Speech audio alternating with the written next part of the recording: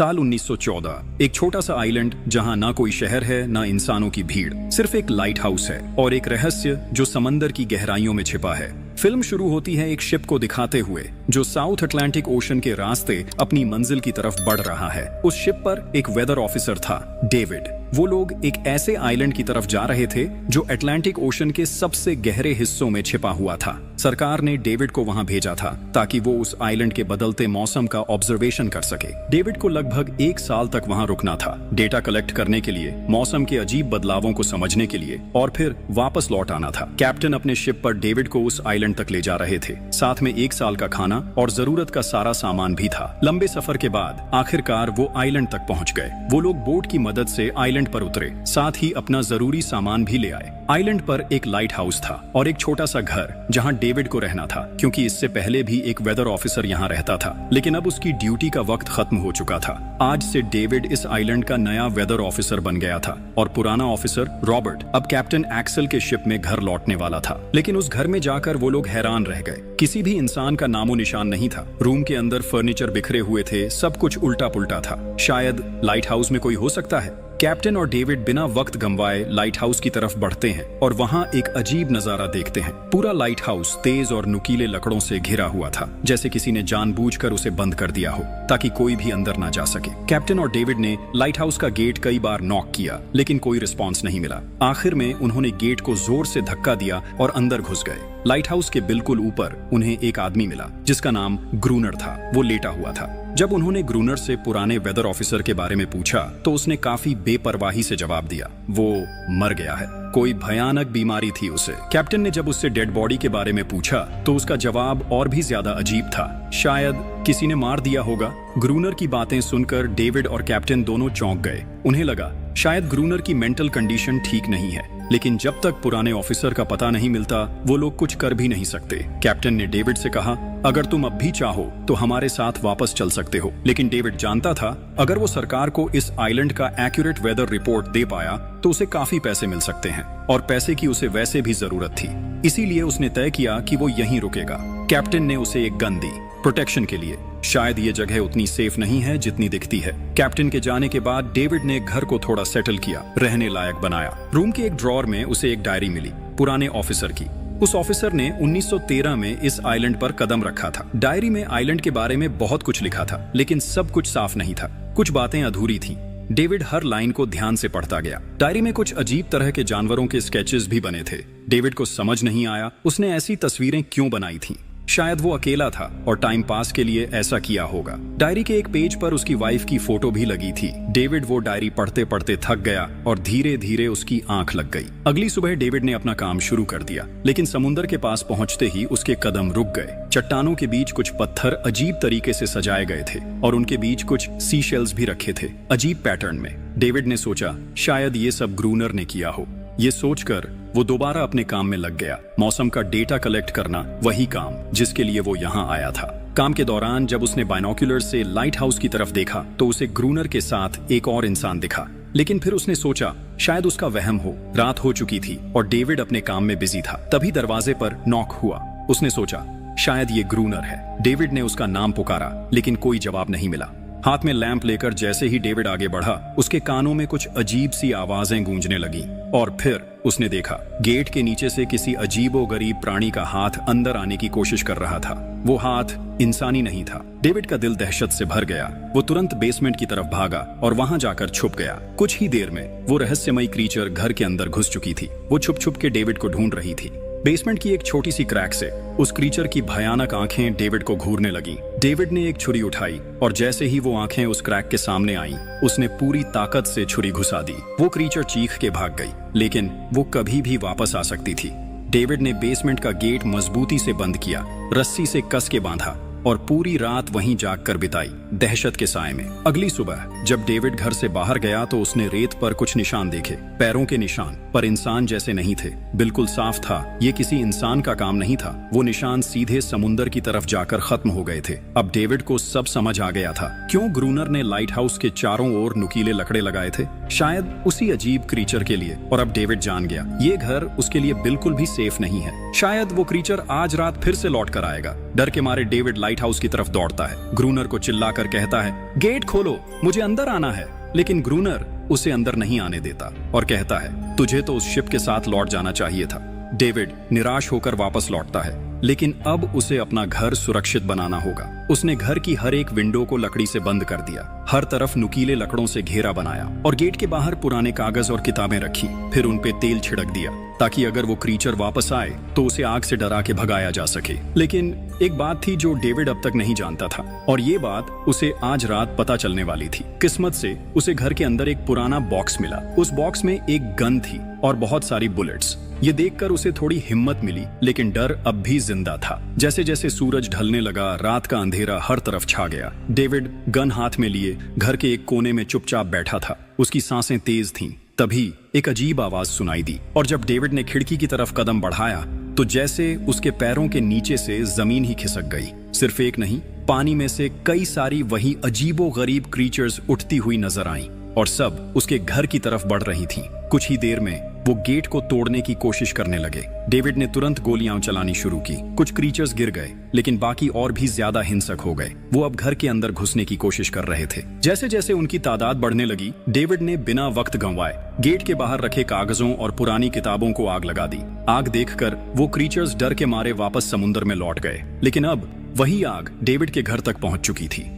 घर में आग लग चुकी थी, और क्योंकि पूरा घर लकड़ी का बना था, आग बिजली की तरह फैल गई। डेविड ने तुरंत एक चादर में लपेटकर खुद को बचाया, गेट तोड़कर बाहर निकला और लाइट हाउस के पास एक बड़े पत्थर के पीछे छुप गया। उसका दायां हाथ बुरी तरह जल चुका था। किस्मत से उसी वक्त बारिश शुरू हो गई। आग धीरे धीरे बुझने लगी, लेकिन पूरी रात की बारिश के बाद भी सुबह तक डेविड अपना घर नहीं बचा पाया। पूरा घर जलकर लगभग राख हो चुका था। अब अगर डेविड को जिंदा रहना है तो उसे लाइट हाउस में पनाह लेनी होगी। उसने अपनी राइफल उठाई और लाइट हाउस के पास के पत्थरों के बीच छुप गया। जब ग्रूनर पानी भरने के लिए लाइट हाउस से बाहर निकला तो डेविड उसके पीछे पीछे चल दिया। इरादा था उसे गन पॉइंट पर ले जाकर लाइट हाउस के अंदर घुसने का, लेकिन अचानक जब ग्रूनर ने उस पर गन तानी, तभी एक अजीब सा क्रीचर जो ग्रूनर के पास ही था उस पर हमला कर दिया। वो क्रीचर ग्रूनर का रक्षक था। ग्रूनर ने तुरंत डेविड को रोका और कहा, ये मेरा पालतू है। डेविड ने गोली नहीं चलाई, लेकिन एक शर्त रखी, अगर जिंदा रहना है तो लाइट हाउस में रहने दिया जाए। उसके पास 1 साल के लिए काफी गन पाउडर था और इतना खाना भी था कि दोनों बच सके। ग्रूनर कुछ देर चुप रहा, फिर धीरे से हाँ कर दी। शाम होने से पहले दोनों बचा हुआ खाना लेकर लाइट हाउस लौट आए। अगली सुबह वो क्रीचर चुपचाप डेविड का हाथ चाट रहा था, जबकि डेविड गहरी नींद में था, और कुछ ही देर में उसका हाथ काफी हद तक ठीक हो गया। ये सब डेविड के लिए एक शौक था, लेकिन जो आंखों के सामने हो रहा था उस पर यकीन करना मुश्किल था। लाइट हाउस के टॉप पर डेविड ने देखा ग्रूनर उन बुलेट्स को काउंट कर रहा था जो उन्हें गन से मिली थी, और वो क्रीचर अपने तरीके से ग्रूनर की मदद भी कर रहा था। इसका मतलब ये था कि ये जानवर वायलेंट नहीं है। डेविड अब ग्रूनर से उसके बारे में और जानना चाहता था, और फिर ये सब दुनिया के सामने लाना चाहता था, क्योंकि ये किसी मिरेकल से कम नहीं था। एक अजीब सी फीमेल क्रीचर समंदर के गहरे अंधेरों से उनके सामने थी। अगर इस क्रीचर का सच दुनिया के सामने आता तो डेविड और ग्रूनर दोनों दुनिया भर में मशहूर हो जाते।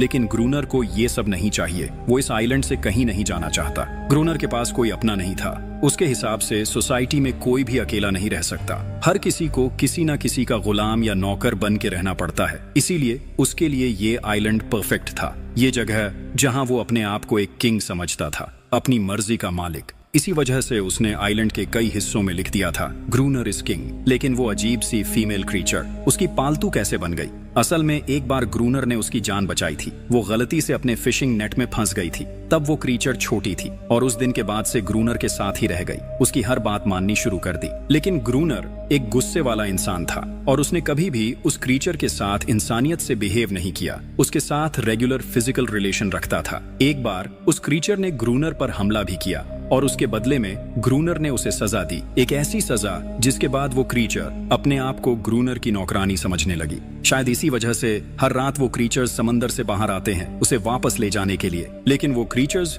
दिन के उजाले में अटैक नहीं कर सकते। खैर, डेविड अब यहाँ और नहीं रहना चाहता। वो किसी आने वाले शिप को सिग्नल भेजकर ये जगह छोड़ देना चाहता है, लेकिन ये काम इतना आसान नहीं था। ग्रूनर का कहना था कोई भी शिप इस आइलैंड तक नहीं आती, लेकिन डेविड उसकी बात पर विश्वास नहीं करता। उसे यहाँ रहना अब बिल्कुल भी अच्छा नहीं लग रहा। उसे यहाँ घुटन सी महसूस हो रही है। वो जल्दी से जल्दी ये जगह छोड़ना चाहता है। शाम होने लगी है। ग्रूनर उसे कहता है गन लेकर रेडी हो जा, क्योंकि वो क्रीचर्स कभी भी हमला कर सकते हैं। वो लाइट हाउस की लाइट ऑन करने के लिए तैयार हो जाते हैं और कुछ ही देर में समंदर से एक बड़ी तादाद में क्रीचर्स निकलकर बाहर आते हैं। वो लाइट हाउस की तरफ बढ़ते जा रहे हैं। ग्रूनर उन पर लगातार फायर करता जा रहा था, लेकिन डेविड पूरी तरह से डर गया था। वो लाइट हाउस के अंदर की तरफ पीछे हटने लगा। ग्रूनर के बार बार कहने के बाद भी वो बस एक कोने में चुपचाप बैठा रहा और कुछ ही देर में डेविड बेहोश हो गया। ग्रूनर अकेला उन क्रीचर्स से लड़ता रहा। अगली सुबह ग्रूनर ने गुस्से में उसे उठाया और कहा, अगर तुझे लाइट हाउस में रहना है तो मेरी हर बात माननी पड़ेगी। रोजाना पानी भर के लाना, लाइट हाउस के छोटे बड़े काम करना और रात को उसके साथ गार्ड ड्यूटी भी देना। चाहे डेविड चाहे या ना चाहे, ये सब करना उसके लिए मजबूरी बन गई थी। जिंदा रहने के लिए उसे लाइट हाउस में रहना ही पड़ेगा। डेविड अब ग्रूनर के सारे काम करने को तैयार था, लेकिन एक चीज थी जो उसे कभी पसंद नहीं आई। रोज रोज उस फीमेल क्रीचर को अलग अलग तरीकों से फिजिकली टॉर्चर करना। लेकिन जो इंसान सालों से इस सुनसान आइलैंड पे अकेला रह रहा हो, उसका मेंटल स्टेट थोड़ा बिगड़ना बनता है। डेविड भी कुछ ऐसा ही सोचता है। शायद ग्रूनर का दिमाग अब ठीक नहीं है, लेकिन फिर भी उसकी बात माननी पड़ती है। रात होती है, दोनों फिर से गार्ड ड्यूटी के लिए तैयार हो जाते हैं और एक बार फिर वो क्रीचर्स समंदर से निकलकर बाहर आते हैं। लेकिन आज डेविड को डर नहीं लग रहा। उसने फायर किया, पर आज ग्रूनर कुछ भी नहीं करता। वो डेविड को बाहर छोड़कर लाइट हाउस का गेट बंद कर देता है और खुद चुपचाप अंदर बैठ जाता है, ताकि डेविड खुद सीख सके कि इन क्रीचर्स से कैसे लड़ा जाता है, वरना वो लड़ते लड़ते मर जाएगा। डेविड चीख कर मदद मांगता है, लेकिन ग्रूनर उसकी मदद नहीं करता। इसी तरह लड़ते लड़ते वो रात कट जाती है और सुबह हो जाती है। सुबह ग्रूनर ने देखा डेविड लाइट हाउस के गेट के बाहर खून में लथपथ बैठा था। अब उसने सीख लिया था इन क्रीचर्स से कैसे लड़ना है। उसके अंदर का डर जा चुका था। इसी तरह वक्त गुजरता गया, रातों को उन क्रीचर्स से लड़ते हुए और दिन भर ग्रूनर के लाइट हाउस के काम संभालते हुए। ये आइलैंड अब उसके लिए एक बंद घर जैसा हो गया था। वो हर वक्त ये सोचता रहता कि कब ये जगह छोड़े, कब आजाद हो। समय के साथ साथ डेविड का उस फीमेल क्रीचर के साथ एक अजीब सी दोस्ती बन गई थी। डेविड को उसके लिए अब बुरा लगने लगा था। अब उसे समझ आया था कि अपने लोगों को छोड़कर अकेला रहना कितना मुश्किल होता है। शायद वो क्रीचर भी कुछ ऐसा ही महसूस करती थी। डेविड ने उस क्रीचर को एक नाम भी दिया, एनेरियस। और फिर एक दिन उन्होंने देखा कि उन क्रीचर्स के अटैक्स धीरे धीरे कम हो रहे हैं। डेविड सोचता है शायद सर्दियों में वो कहीं और चले जाते हैं, जैसे वेल्स करती हैं, या फिर शायद उन्हें समझ आ गया था इन दोनों से लड़कर कुछ नहीं मिलेगा। लेकिन ग्रूनर ने उसे साफ कह दिया, बिल्कुल नहीं, वो फिर से अटैक करेंगे। अब वो खुद को रिप्रोड्यूस कर रहे हैं, उनकी तादाद बढ़ती जा रही है। कुछ और दिन ऐसे ही गुजर गए। एक रात डिनर के बाद ग्रूनर और डेविड ने वक्त काटने के लिए चेस खेलना शुरू किया, लेकिन यहीं पे ग्रूनर से एक बड़ी गलती हो गई। वो दोनों खेल में इतने उलझ गए कि लाइट हाउस की लाइट्स ऑन करना ही भूल गए और अंधेरे का फायदा उठाकर क्रीचर्स ने उन पे अटैक कर दिया। डेविड ने देखा वो क्रीचर्स अब ब्रीड कर चुके हैं। उनकी तादाद इतनी ज्यादा थी कि दो लोग मिलकर भी ज्यादा देर तक नहीं लड़ सकते थे। गन्स के बुलेट्स भी ऑलमोस्ट खत्म हो चुके थे। किसी तरह बचते बचाते वो लाइट हाउस के टॉप तक पहुंच गए, लेकिन इस बीच ग्रूनर के पैर में गहरी चोट लग गई। वो क्रीचर्स लाइट हाउस में घुसने की कोशिश कर रहे हैं और डेविड और ग्रूनर को कहीं से भी बचने का रास्ता नजर नहीं आ रहा। उन्होंने हार मान ली, लेकिन खुशकिस्मती से सुबह हो गई थी। जैसे ही सूरज धीरे धीरे उभरता है, वो क्रीचर्स लाइट हाउस छोड़ के समुद्र में वापस चले जाते हैं। अनारियस ग्रूनर के जख्म को ठीक करने की कोशिश करती है, लेकिन अब तक डेविड को समझ आ चुका था कि वो इन क्रीचर्स के साथ ये लड़ाई जीत नहीं सकते। बुलेट्स भी अब खत्म होने के करीब हैं। उनके पास खाना भी इतना नहीं है कि ये ज्यादा देर तक चल सके। अगले दिन खुशकिस्मती से जब डेविड लाइट हाउस के बाहर इधर उधर घूम रहा था, उसने समुद्र में एक जहाज देखा। वो जल्दी से अंदर से फ्लेयर गन लाया और जहाज को सिग्नल देने गया, लेकिन ग्रूनर ने उसे रोक दिया क्योंकि वो नहीं चाहता कि डेविड यहाँ से जाए। उसी वक्त अनारियस ने ग्रूनर पे हमला कर दिया। वो डेविड को ग्रूनर से बचाना चाहती थी। ग्रूनर किसी को भी ये आइलैंड छोड़ने नहीं देना चाहता। ये आइलैंड उसकी अपनी दुनिया है, जहाँ वो एक किंग की तरह रहता है, एक सर्वेंट है जो उसकी हर बात मानती है। वो इस जिंदगी को छोड़कर शहर वापस नहीं जाना चाहता और वो डेविड को भी जाने नहीं देना चाहता। इतने टाइम से अकेला रहने के बाद अब उसके पास कोई था जिससे वो बात कर सकता था। धीरे धीरे वो शिप डेविड की आंखों के सामने समुद्र में गायब हो गई। अब उसके पास कुछ भी करने को नहीं था। ऐसे ही कुछ और दिन बीत गए। ग्रूनर, डेविड और अनारियस दोनों के साथ अब भी बुरा बर्ताव कर रहा था, लेकिन अनारियस को वो खास तौर पे मारता था, जो डेविड को बिल्कुल पसंद नहीं था। एक दिन डेविड ने अनारियस को एक छोटी टॉय बोट गिफ्ट में दी, जो उसने वेल की हड्डियों से बनाई थी। शायद इससे अनारियस का मन थोड़ा हल्का हो जाए। लेकिन जब अनारियस ने उस बोट को देखा तो वो डेविड को आइलैंड के एक ऐसे कोने में ले गई जहां वाकई एक असली बोट रखी थी। जब डेविड ने उस बोट के बारे में ग्रूनर से पूछा तो उसने कहा, हाँ, उसे ऑलरेडी पता था कि आइलैंड के उस हिस्से में एक बोट है। कुछ महीने पहले एक आर्म्स स्मगलिंग शिप जो बहुत सारा गोला बारूद ले जा रही थी, समुंदर में आई तूफान की वजह से इसी आइलैंड के पास डूब गई थी। कुछ लोग इस आइलैंड तक बोट के थ्रू जिंदा पहुंच गए थे, लेकिन सुबह होने से पहले उनमें से कोई भी जिंदा नहीं बचा। सभी उस क्रीचर का शिकार बन गए। ये सब सुनते ही डेविड के दिमाग में एक प्लान आया। उनके पास एक डाइविंग सूट जैसा कुछ था। अगर उनमें से कोई उस सूट को पहनकर समुंदर के उस हिस्से में डाइव करे तो हो सकता है उन्हें कोई बुलेट्स या डायनामाइट मिल जाए, जिससे उन मॉन्स्टर्स से लड़ना आसान हो जाए। लेकिन ग्रूनर ने इस बात से सीधा मना कर दिया। वो उस समुंदर के पास भी नहीं जाना चाहता था, पर डेविड अपनी जान के खतरे पर भी ये काम करने को तैयार था। कुछ और दिन इसी तरह गुजर गए। डेविड और एनारियस के बीच एक गहरा कनेक्शन बनने लगा।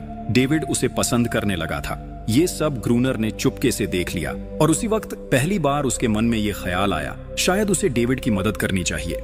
लेकिन ग्रूनर का असली इरादा कुछ और ही था। वो चाहता था कि डेविड उसकी मदद से समुंदर के नीचे रखे डायनामाइट के बॉक्सेस वापस सरफेस तक ले आए और उसके बाद उसे वही समुंदर में अकेला छोड़ दे, ताकि वो क्रीचर्स उसे मार दें। इस तरह डायनामाइट भी उसके पास आ जाएगा और एनेरियस फिर से उसकी गुलाम बनकर रह जाएगी। दोनों उस जगह पहुंच गए। डेविड ने डाइविंग सूट पहना और समुंदर के नीचे उतर गया। शिप पूरी तरह तबाह हो चुकी थी, लेकिन किस्मत अच्छी थी, उन्हें कुछ डायनामाइट के बॉक्सेस मिल गए। तभी अचानक सामने आ गए वो क्रीचर। डेविड घबरा गया और गिर पड़ा। आयरन डाइविंग सूट इतना भारी था कि वो हिल भी नहीं पा रहा था। वो ग्रूनर को ऊपर सिग्नल भी नहीं भेज पाया। ग्रूनर को लगा कि शायद वो क्रीचर्स डेविड को मार चुके हैं, लेकिन असल में वहाँ सिर्फ 2 छोटे बच्चे थे। डेविड ने पानी के नीचे प्रेशर बनाया और अपना डाइविंग सूट वहीं छोड़ दिया। वो सरफेस तक खुद तैर कर आ गया। उन्हें वहाँ कुछ पुरानी बॉक्सेस मिले जिनमें डायनामाइट थे। उन्होंने लाइट हाउस के आसपास 2 लेयर्स में डायनामाइट बिछा दिया, ताकि जब अगला हमला हो तो वो मॉन्स्टर्स को एक ही बार में खत्म कर सकें। कुछ महीने बीत गए और बर्फ गिरने लगी, लेकिन एक बार फिर वो क्रीचर्स गायब हो गए। अटैक बंद हो चुके थे। अब उनका मेन काम था लाइट हाउस चलाना और हमेशा की तरह पहरा देना। ग्रूनर का सब्र अब टूट चुका था। शायद एनेरियस ने उन मॉन्स्टर्स को डायनामाइट वाले प्लान के बारे में बता दिया था, इसीलिए अब वो अटैक नहीं कर रहे थे। ग्रूनर गुस्से से पागल हो गया और एनेरियस को पीटना शुरू कर दिया, लेकिन डेविड ने उसे रोक लिया। आखिर में दोनों ने मिलकर एक नया प्लान बनाया, लाइट हाउस का मेन गेट खुला छोड़ने का, ताकि जैसे ही वो क्रीचर्स पास आए डायनामाइट से उड़ा दिए जाएं। कुछ ही देर में वो क्रीचर्स समुंदर से बाहर निकलने लगे। वो सीधे मेन गेट की तरफ बढ़े और अंदर घुसते ही डेविड पर हमला कर दिया। डेविड भी हिम्मत दिखाता है और उन मॉन्स्टर्स से टकराता है। जैसे ही वो क्रीचर्स लाइट हाउस के पास पहुंचते हैं, ग्रूनर डायनामाइट का लीवर दबा देता है, लेकिन ब्लास्ट नहीं होता। डेविड ने उसका कनेक्शन खोल दिया था। वो उसे दोबारा जोड़ना भूल गया था। डेविड तुरंत ऊपर भागता है और डायनामाइट का वायर जोड़ना शुरू करता है। तब तक वो क्रीचर्स लाइट हाउस पर चढ़ने की कोशिश कर रहे होते हैं, जिन्हें सिर्फ ग्रूनर रोकने की कोशिश कर रहा होता है, अकेला। जैसे ही कनेक्शन पूरा होता है, डेविड पहला लेयर उड़ा देता है। कई क्रीचर्स ब्लास्ट में खत्म हो जाते हैं, लेकिन अभी भी काफी मॉन्स्टर्स लाइट हाउस पर हमला करने के लिए रेडी होते हैं। इस वजह से ग्रूनर दूसरा लेयर भी ब्लास्ट कर देता है। दोनों इस भयानक धमाके में बेहोश हो जाते हैं। अगली सुबह जब दोनों होश में आए, एनेरियस वहां नहीं थी। मरे हुए क्रीचर्स चारों तरफ बिखरे पड़े थे। ग्रूनर उन सबको मार रहा था जो जिंदा थे लेकिन जख्मी। तभी डेविड की नजर उनमें से एक के गले में लटके एक नेकलेस पर पड़ती है और उस मोमेंट पर डेविड को अपनी सबसे बड़ी गलती का एहसास होता है। जिन क्रीचर्स को वो अब तक वायलेंट समझते आए थे, वो भी इंसानों की तरह सिविलाइज्ड थे, सिर्फ बोल नहीं सकते थे। शायद उनका लाइट हाउस पर हमला करना किसी वजह से था, लेकिन ग्रूनर के लिए ये सब बेकार बातें थीं। उसके लिए वो इस आइलैंड का किंग था और हर किसी को उसका हुक्म मानना पड़ता था। उस दिन के बाद वो क्रीचर्स फिर कभी वैसे अटैक नहीं कर पाए, लेकिन हर दिन समुंदर के किनारे से एक रोती हुई आवाज आती थी। डेविड को अब तक नहीं पता था कि उन्होंने कितना बड़ा नुकसान कर दिया था, कितनी फैमिलीज टूट गईं, कितने बच्चों ने अपने लोग खो दिए, सिर्फ एक गलतफहमी की वजह से। अगले दिन डेविड ने समुंदर में उन क्रीचर्स के कुछ छोटे छोटे बच्चों को देखा, वो सब जिन्होंने अपने परिवार खो दिए थे। डेविड ने पत्थरों का एक गोल सर्कल बनाया और उसके बीच में वो छोटी टॉय बोट रख दी ताकि एनारियस वापस लौट आए, लेकिन कितना भी इंतजार किया, एनारियस कभी वापस नहीं आई। एक सुबह डेविड ने देखा ग्रूनर बेहोश पड़ा था। उसके आसपास कुछ पुरानी चीजें रखी थीं। उनमें एक पुरानी तस्वीर भी थी और जैसे ही डेविड ने उस तस्वीर को देखा, वो हैरान रह गया। वो लड़की जिसका फोटो उसने पहले दिन ग्रूनर की डायरी में देखा था, वो कोई और नहीं, उसकी पत्नी थी। ग्रूनर की एक वाइफ थी और वो इस लाइट हाउस का वेदर ऑफिसर था, जो लगभग 1 साल पहले इस आइलैंड पर आया था। उसका असली नाम रॉबर्ट था, लेकिन उसने अपना नाम बदल लिया था क्योंकि अब वो कभी ये आइलैंड छोड़ना नहीं चाहता था। ये सब देखकर डेविड ने भी ये उम्मीद छोड़ दी कि वो कभी इस आइलैंड से जा पाएगा। अगले दिन शाम को जब डेविड समुंदर के किनारे गया, उसने देखा कि उस सर्कल में रखी छोटी बोट अब वहां नहीं थी, लेकिन उसी जगह पर उसने एक क्रीचर का छोटा सा बच्चा देखा जिसके हाथों में वो बोट थी। डेविड ने अपनी टॉर्च उस सर्कल के बीच में फेंक दी ताकि वो दिखाए कि उसका इरादा लड़ने का नहीं है, उसे किसी को चोट नहीं पहुंचानी, वो उनके साथ दोस्ती करना चाहता है। कुछ ही देर बाद समुंदर की लहरों से अनारियस निकलती है और उसके पीछे पूरा क्रीचर्स का ग्रुप भी समुंदर से उभर आता है। लेकिन इस बार कोई भी डेविड पर अटैक नहीं करता क्योंकि वो भी अब शांति चाहते हैं। उनका इरादा सिर्फ एक सेफ जगह पाने का था, अपने बच्चों के लिए, जो हर एक जानवर करता है। उन्हें इस आइलैंड पे इंसानों की अचानक एंट्री बिल्कुल पसंद नहीं आई, इसलिए उन्होंने हर रात अटैक किया। लेकिन ये बात ग्रूनर को कौन समझाए, वो तो अब भी खुद को इस आइलैंड का किंग मानता है। ग्रूनर लाइट हाउस से बाहर आता है, हाथ में बंदूक लेकर। डेविड उसे समझाने की कोशिश करता है, ये क्रीचर्स लड़ना नहीं चाहते, ये शांति चाहते हैं। लेकिन ग्रूनर किसी की नहीं सुनता। वो अनारियस को चीख कर कहता है, अंदर चली जाओ। लेकिन ये पहली बार था जब अनारियस ने उसकी बात नहीं मानी, क्योंकि अब वो उसकी नौकरानी नहीं रही, अब वो सिर्फ एक माँ थी जो अपने बच्चों के लिए खड़ी थी। ग्रूनर अंदर से कमजोर महसूस करने लगता है क्योंकि अब कोई भी उसका हुक्म नहीं मान रहा था। गुस्से में उसने लाइट हाउस की तरफ कदम बढ़ाए। डेविड को लगा शायद ग्रूनर को अब समझ आ गया होगा कि हर एक जानवर आजादी चाहता है, कोई भी किसी का गुलाम बनकर नहीं जीना चाहता। लेकिन ग्रूनर समझदार इंसान नहीं था। जैसे ही वो लाइट हाउस पहुंचा, उसने सिग्नल गन से एक फ्लेयर छोड़ी जो सीधा जाकर एक छोटे क्रीचर के बच्चे से टकरा गई। उस बच्चे की तुरंत मौत हो गई। सभी क्रीचर्स डर के मारे भाग गए और अनारियस ने भी डेविड पर से अपना पूरा भरोसा खो दिया। गुस्से से पागल डेविड तुरंत लाइट हाउस की तरफ भागता है और ग्रूनर से टकरा जाता है, उससे लड़ने लगता है। क्यों किया तूने ये सब? ये लोग तो बस शांति चाहते थे। लेकिन ग्रूनर इतना वायलेंट हो चुका था कि उसने डेविड को मारने का फैसला कर लिया। हाथ में एक्स लेकर जैसे ही वो डेविड पर वार करने जा रहा था, डेविड ने उसे उसके असली नाम से पुकारा, रॉबर्ट। ये सुनकर ग्रूनर एकदम रुक गया। असल में रॉबर्ट ऐसा इंसान कभी था ही नहीं। इस आइलैंड पर आने के बाद उसकी मेंटल स्टेट लगभग टूट चुकी थी। अकेलापन, अपनी वाइफ की मौत और गहरा डिप्रेशन, इन सब ने उसे ऐसा बना दिया था। वो असल में कोई किलर नहीं था, वो एक अच्छा इंसान था। वो क्रीचर्स कभी लड़ना नहीं चाहते थे, वो बस शांति चाहते थे। ग्रूनर ने उन्हें सिर्फ इसलिए मारा ताकि वो खुद को पावरफुल दिखा सके। और अब ग्रूनर को अपनी गलती का एहसास हो चुका था, इसलिए उसने खुद को उन क्रीचर्स के सामने सरेंडर कर दिया और कुछ ही पलों में उन्होंने उसे मार दिया। डेविड लाइट हाउस के अंदर खुद को लॉक कर लेता है। वक्त ऐसे ही बीतता चला जाता है और 1 साल बाद आइलैंड पर एक गवर्नमेंट ऑफिसर आता है, साथ में एक नया वेदर ऑफिसर भी होता है। डेविड को वहां से ले जाया गया और अब नए गवर्नमेंट ऑफिसर ने इस आइलैंड पर वेदर मॉनिटर करना शुरू किया। लेकिन उस ऑफिसर को लगा कि डेविड ही ग्रूनर है और डेविड ने भी उनकी इस गलतफहमी को ठीक नहीं किया। वो चुपचाप बैल्कनी पर गया और खड़ा हो गया बिना कुछ कहे, क्योंकि अब वो भी इस आइलैंड को छोड़ना नहीं चाहता था, बिल्कुल ग्रूनर की तरह। इसी दौरान अनारियस भी अपने परिवार के साथ खुश थी। अब उन्हें किसी ग्रूनर जैसे आदमी का डर नहीं था। अब वो आइलैंड पर भी और समुंदर में भी आजादी से जी सकते थे।